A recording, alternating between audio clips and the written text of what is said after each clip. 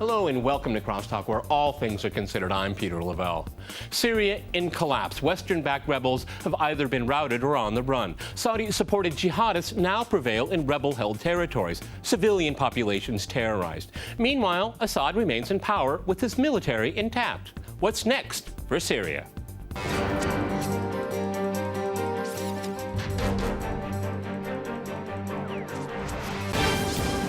To cross-talk the war in Syria, I'm joined by Sunny Hundal in London. He is a contributor to Al Jazeera and The Guardian. And in New York, we cross to Jason Hirthler. He is a writer, political commentator, and contributor to Counterpunch and Dissident Voice. All right, gentlemen, cross-talk rules in effect. That means you can jump in anytime you want. Sunny, if I go to you first in London, it looks like Western-backed forces, their rebels, are basically, they've dissipated, they're on the run, and the United States is talking about dealing now with the Islamic Front that's in Syria right now. I mean, what do you think of that?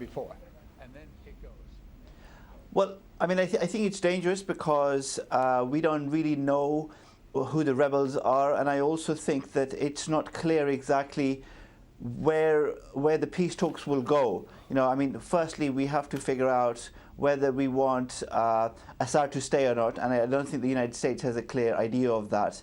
And it's not clear whether Assad is going to stop his war with the civil war in the country. So, you know, at the one hand, we have massive civil war going on inside the country, and the other hand, it's not clear whether who is backing who and what rebels are working with. So I think the key thing now is to get Assad to stop bombing his own people and stop the civil war. Once that is done, then you can have a discussion about where the country goes next, whether Assad leaves. Yeah, but maybe Sunny, can you flip it over also too? Is maybe Saudi Arabia and Qatar stop arming the rebels as well? Both. Well, I think so. Yeah, I mean, maybe, but, you know, firstly, Assad is far more equipped than the rebels are. And secondly, yes, you can argue that Saudi Arabia and Qatar should stop interfering the same way that Russia and Iran are interfering in the country too. I mean, although that's, you know, going against the grain of Middle Eastern politics. Yes, but then, I mean, Syria, if you like it or not, is still a sovereign state, and it has a internationally recognized government. So making them equivalent is, at least under international law, doesn't make a whole lot of sense. Jason, if I can go to you in New York, I'll come back to you. Jason, if I can go to you in New York, the U.S. State Department is considering dealing with the Islamic Front. I mean, these are not particularly people that have much, well, let's say, Western values.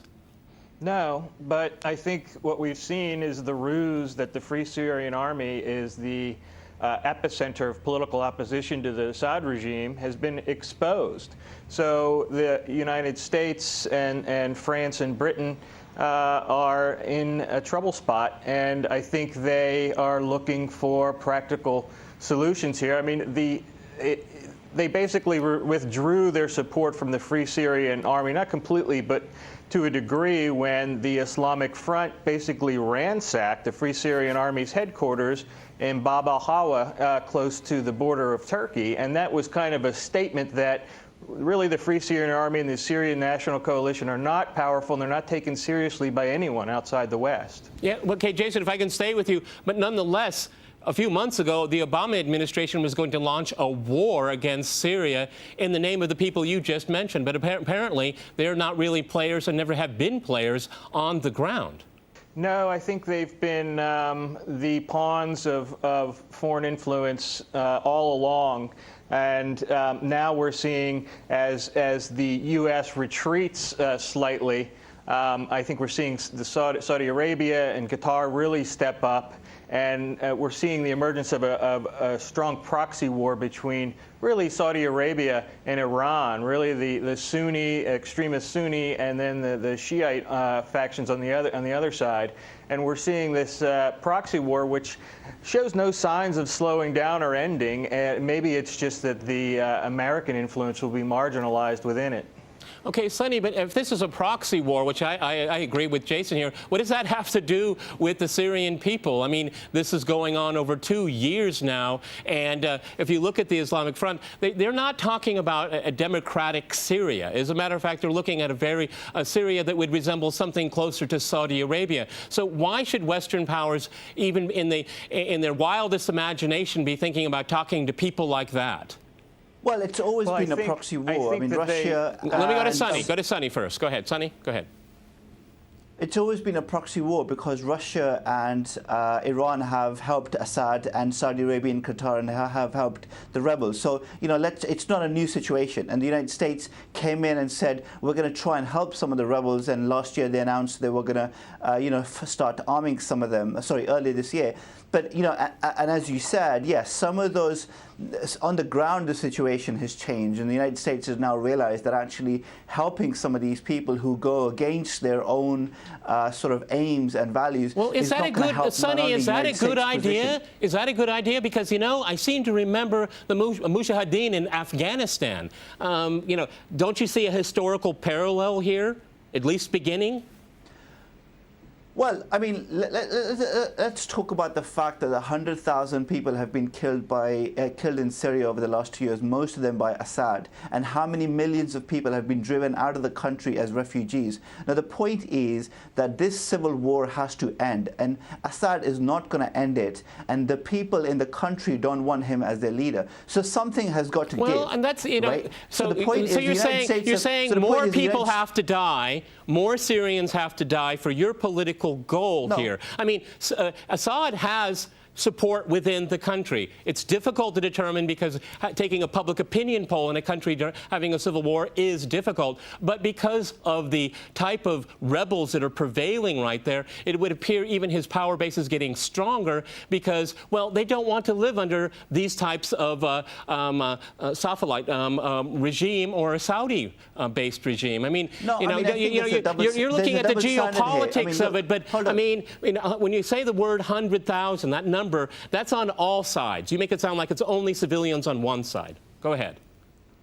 I said primarily killed by Assad, but let me just get to the double standard here. In places like Afghanistan, we say that those people are freedom fighters fighting against their occupying forces, whereas in Syria, now a lot of the media is obsessed by painting all the people who want freedom for their country as Islamic, jihadists. So, let's not have that double standard here. A lot of these people are fighting against Assad, and they might be religious, but they're fighting against Assad because they want freedom for their country, and Assad is a dictator. So this is not a democratic country, and he's a dictator. Let's not pretend around that, And what's happening here is Russia and Iran are propping up a dictator because they can control him rather than having free democratic elections in that country. Okay. So what I'm trying to say is that if we want democracy in Syria, if we want people to be stopped, are these rebel groups interested in? Are they interested in democracy? I've mentioned this before here. They're not interested in democracy at all.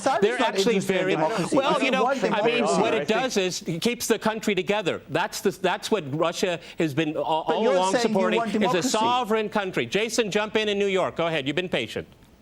If the Islamic Front takes over, or the Islamic State of Iraq and the Levant takes over, what they want is a Quranic-based state. The imposition of full Sharia law. The likelihood that they, certainly with the Islamic State of Iraq and Levant, the persecution of minorities, they're killing Christians, they're killing Druze, they're killing Alawites, they're killing, disagreeable Sunnis. Who are they not killing is the question. So I think the idea that they would form a stable government, let alone a secular one, is insane. But I think there are parallels, Peter, with what we saw in Afghanistan in the 80s, when the CIA came together with the Pakistani intelligence and Saudi Arabia to prop up the rebels and overthrow the government there. What happened? The rebels took power. They couldn't govern. And that led to the rise of the Taliban and all of the consequences of that. So I think there are definite historical parallels. Okay, Sonny, go ahead, jump in. We should learn from history. Go ahead, Sonny, go ahead. Sure. I want to jump in and make 2 points. Firstly, yes, you're right that these could be jihadists who want to kill any minorities in Syria. But right now, there's a lot of people being killed in Syria already. Let's not forget that. And a lot of people, millions of people have been driven out as refugees. So why is that not being talked about, and why is nothing done about that? And secondly, yes, we don't want some oppressive state in Syria. We want a democracy, but what Assad is doing now is not a democracy. So at the end of the day, if we want free free elections, if we want a stable country, you're going to have to talk about the fact that in Syria right now, Assad is killing and driving out his own people. Well, and that but Sonny, discussion is not being had. Do you think the foreign rebels that are in Syria right now should have the right to vote in Syria? They're not even Syrian citizens. There are tens of thousands of foreigners there. What are they fighting for? They're fighting for some kind of Islamic republic, not for Syria. Sure, and I don't want those people to have a vote. All right, gentlemen, I have to jump in here. We're going to go to a short break, and after that short break, we'll continue our discussion on Syria. Stay with our team.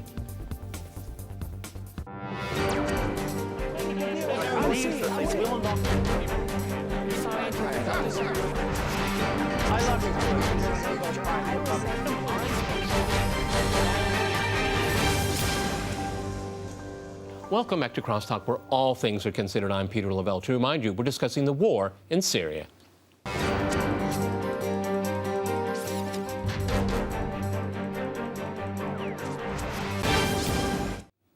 Okay, Jason, I'd like to go back to you. Before we went to the break here, I mean, it's really quite interesting is that you have all of these foreign fighters in Syria right now. We mentioned in the earlier part of the program that you have the Western-backed rebels have basically melted away, or in some cases even going over to the other side in the other rebel camp, the Islamic camp.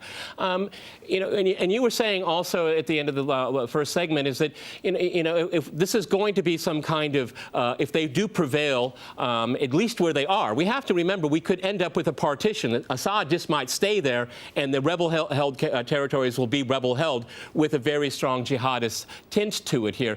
But how does that bode for the region? Because we look at you know, all of these people that have gone across the border from Turkey. They may really regret it right now. We also have Lebanon, and we also have Iraq. I mean, this is a potential cancer, a tumor that is just going to be continued to expand and get more vibrant if it continues to be allowed to grow. And I said in the beginning of the program, Washington is considering talking to these people. Yeah, well, one sign of the destabilization in the region is that the UN, I think just yesterday, issued a plea for humanitarian aid. They're looking to get $6 billion of humanitarian aid to deal with the Syrian crisis. There are 2.3 million that have been Syrian refugees outside the country. I was in Istanbul a couple of weeks ago, and there were Syrians, families on the street begging for Turkish lira, children playing flutes, hoping to get some money, displaced people. Internally, inside Syria, there's supposedly 6 million people that have been displaced internally. So it's really chaos in the region. And one of the other considerations that you have to take into account are the Kurds in the north, who are being attacked by the, you know, the Islamic State of Iraq in the Levant. The Kurds are sitting on top of the oil resources of Syria. They're in northeastern Syria, northern Syria, they're in northern Iraq, they're in southeastern Turkey, they're in western Iran. So they converge, and there are about 25 to 30 million Kurds, and they've achieved a level of autonomy in Iraq as the government there is weakened. So what's going to happen if Syria destabilizes? You've already got a destabilized Iraq. What's going to happen with the Kurds? Are they going to really begin to push hard for their own state of Kurdistan? Sonny, how do you, you know, it's only a few weeks away. It's planned, Geneva 2. How do you feel about that? Because, again, the reality on the ground is that Assad isn't going to go. As a matter of fact, he can, at least in many ways, he can say that he may not be winning the war, but he certainly stopped losing it months ago here. This is a political reality on the ground right now. Assad and his people said that they're willing to go to Geneva. Who is he going to talk to? Because, again, these Western-backed people that were there for 2 years just seem to have dissipated, gone away. Is the Islamic Front going to go and sit down? I mean, who is Assad going to talk to if he does show up? Sure. I mean, I think it's unclear exactly who is going to talk to who in Geneva 2. But one thing is clear, you know, that it is true that Assad is now gaining the upper hand, but it's not clear how Assad is going to end his own stalemate. You know, at the end of the day, most of the people in the country don't want him there. The rebels, strong parts of the area, large parts of the area of Syria are now controlled by rebels.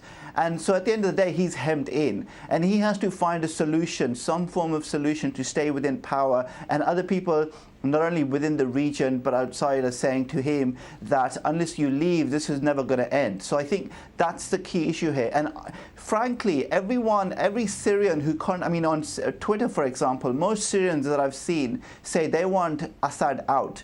Now, if they want Assad out and Assad wants to stay in, we're going to have a perpetual stalemate in this country.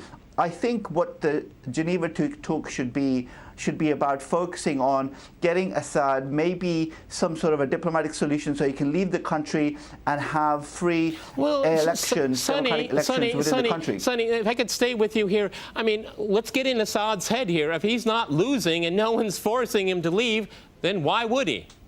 Yeah, that's the problem. I mean, that's why I said initially, I mean, you know, the thing is, Assad is he only understands force. It's only because the United States threatened that they were going to bomb him that he actually gave up his chemical weapons, stockpile after denying that it actually existed. So I think to a certain extent there has to be a joint effort by Saudi Arabia and other Middle Eastern countries and Western forces to say, we want you out. And this is you're going to get a free, safe passage out of this country. But if you don't leave, then this is going to be a perpetual stalemate and a civil war that is going to destabilize the entire region for perhaps a decade, you know, and even more. And it's going to be millions of people who are going to be displaced continually throughout that area. And, you know, and it's going to affect other countries. There's no other way out of this. Assad has to go. There's too many people. Well, we've been hearing this out. for 2 years. You know, Jason, Assad has to go. It's not going to happen. If it was going to happen, it would have happened. He has the upper hand. He's not losing this war. Of course, he doesn't have control over the entire the entire sovereign borders of Syria. But you know, there's a lot of people there in between that don't want it. Like we've mentioned before, do not want a democracy here. He's not going to leave if he has the strength to stay. And that's why I brought up Geneva too. That is one way to move this process forward. Because I agree with Sonny. We will have a perpetual stalemate here. The man wants to show up in Geneva. Who is he going to talk to? Yeah, well, he's not going to leave. Although I think that the Obama administration has begun to recognize that, and it seems that Obama has begun to shift from a focus on the neoconservative regime change to maybe put more of a more realist stability priority in the region. And I think that they should use this Geneva conference to their advantage. A Quranic state in Syria is not going to be to the American advantage or to the advantage of the Syrian people. So why not push for a transition of the government?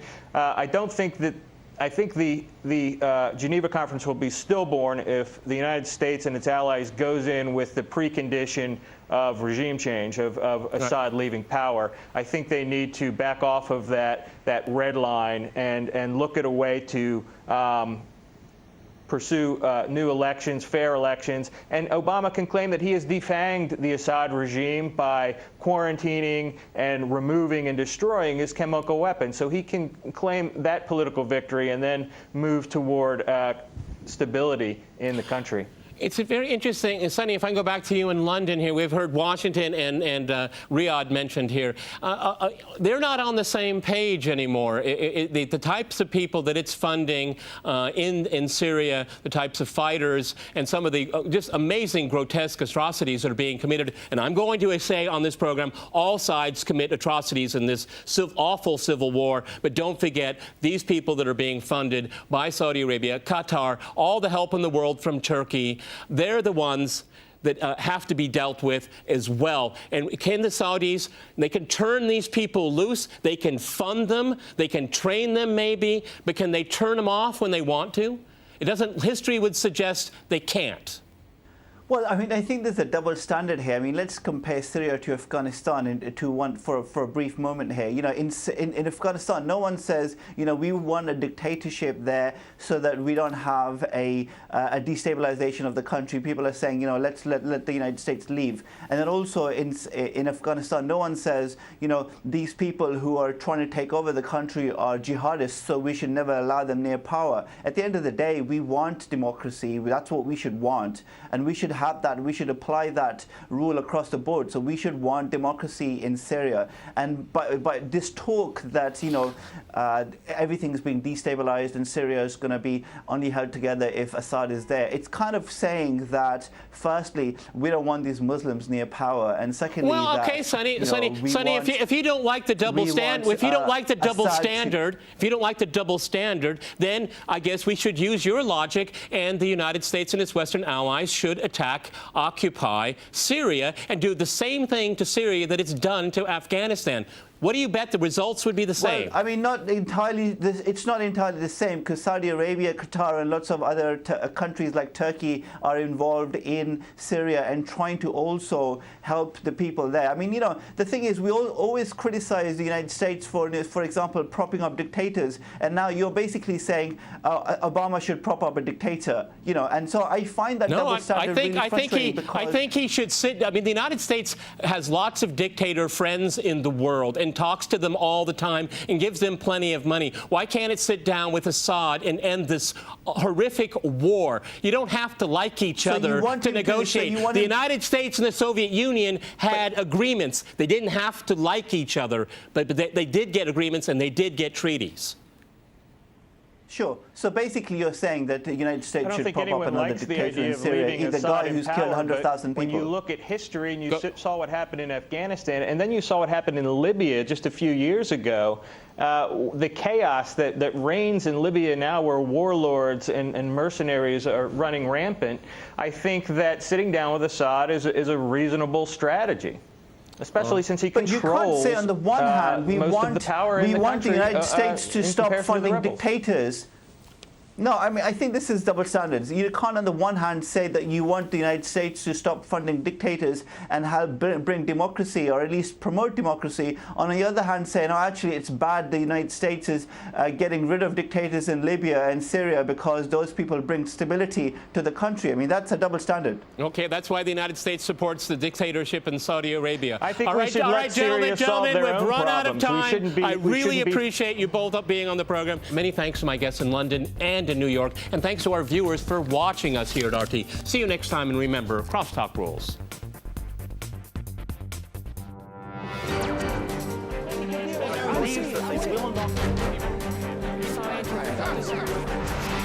I love you.